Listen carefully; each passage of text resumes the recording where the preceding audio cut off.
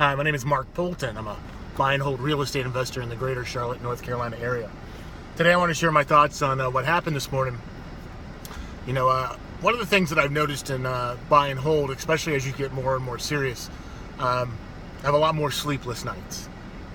Even had 4 drinks before I went to bed, still at 4 a.m., probably a little bit before. I'm up, thinking about what's going on, kind of feuding with my HOA right now, and we decided to kind of take it to the next level and see what happens. Next week we're closing on a duplex that's got fire damage, and I got to get the financing for both the purchase and the rehab.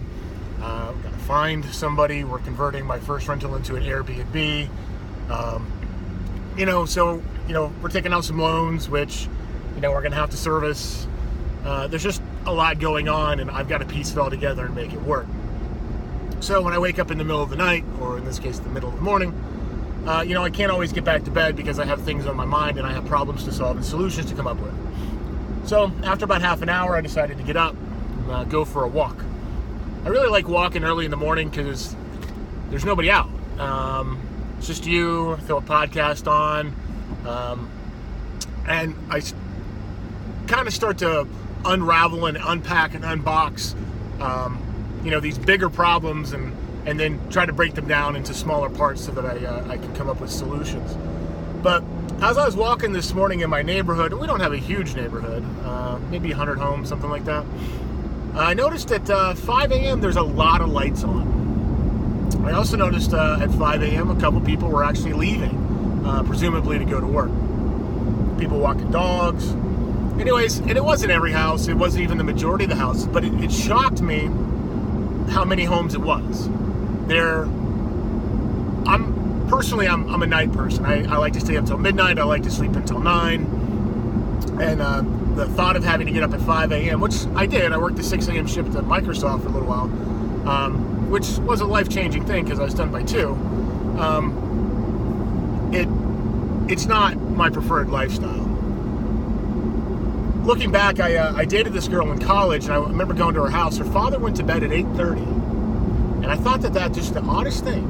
And but I think he would get up at like 4 and go to work. And this was in Texas, and they had a nice house and a nice car and a nice pool and stuff like that. But looking back on that, what price are you paying for that? I mean, obviously work, W-2 work especially, is a trade-off of work for time. You're trading your time, efforts, and productivity for somebody else's money. But I mean, there's got to be a cutoff somewhere. I cannot imagine, and bear in mind, I'm putting my own value system onto other people, which you shouldn't do. But I can't imagine that the majority of those people enjoy getting up at 4:30, 5 o'clock, 4 o'clock, 5 days a week, just to go to work and get paid. I can't even, I did it for about a year, maybe less. And, it was worth it at the time, but geez, over the long run, I can't even imagine. But the bigger, it really begs the question though is, how addicted are these people to their paychecks? Now, I have a W-2 job. I work nights and weekends on rehabbing homes, and believe me, some of those nights up till midnight, like last night we were watching Game of Thrones. I'm working our business while I'm doing that. Maybe not as much as if we were watching like a UFC fight or something like that. But, what's their plan? What's the exit strategy? What's the end game? I know the Avengers end game is coming up. So my end game is retirement. I want to be able to do what I want, when I want, and how I want. And maybe that's one of the reasons we're getting in a little bit of a tiff with our HOA. They're not allowing me to live up to such high ideals. But, my wife, before she met me, just figured she'd work till she was 65 and retire. And I wonder if that's basically what all these other people are doing. I've always, to some degree, contemplated and thought about, how am I going to retire? What's it going to take to retire? Certainly after the crash of 2008, I think 401k went down 40%.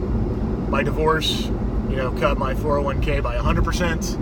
And these are pretty devastating things to somebody who I was putting a lot of money in 401k, trying to make sure that I was comfortable in retirement. Clearly, I was financially unsophisticated and uneducated, because after I really started to research the 401k, it's a terrible instrument. It's a great instrument for the banks and the mutual funds, but a terrible instrument for you, the person putting money into it. So, are these people going to continue to just get up at 5 a.m., maybe walk their 2 dogs? I guess they were up before 5 a.m., get up at 4:30 a.m., take a shower, walk the dogs, brush your teeth, go to work, come home. That just sounds awful to me. And maybe some of those people were getting ready to take their kids to school. Where I am, school starts pretty early, but I don't know. I just can't see it. And there's probably 40 homes, I'm going to estimate, of people that had lights on, or people out and about, or in their kitchen. And I don't know, maybe they're morning people and they just love to get up early. I've heard that Donald J. Trump, our president, gets up at 4 a.m. He goes to bed after midnight, gets up like 4:30 every morning. But he's got to be the rare exception. I like to sleep in. I like to be comfortable. I like to once I get up, and I start to get productive. But I want to get up when I get up. Anyways, these are my thoughts on what I'm calling the 5 a.m.ers, and I just can't see that as a lifestyle that anybody would envy or anybody would want to emulate. But these are my thoughts. What are your thoughts? Leave them in the comments section below. I'm curious if what your thoughts are on the 5 a.m.ers, if you're a 5 a.m.er, and why, and for how long you plan on doing that. And I understand that some people don't have a choice. Maybe they're in a hole. Maybe they need to get out of debt, and they got to do what they got to do. But there's got to be an end game, in my opinion. Anyways, I hope you go out there and live the You Won't Stop Me lifestyle. It's about 3 things: knowledge, wisdom, and experience. Once you gain these 3 things, it doesn't matter if you have a divorce like I did that took all of my savings, threw me into massive debt, and kind of ripped my life apart. I'm able to get it all back, then some. Retirement is literally just around the corner for my wife, and hopefully just around the corner for myself. I wish you success.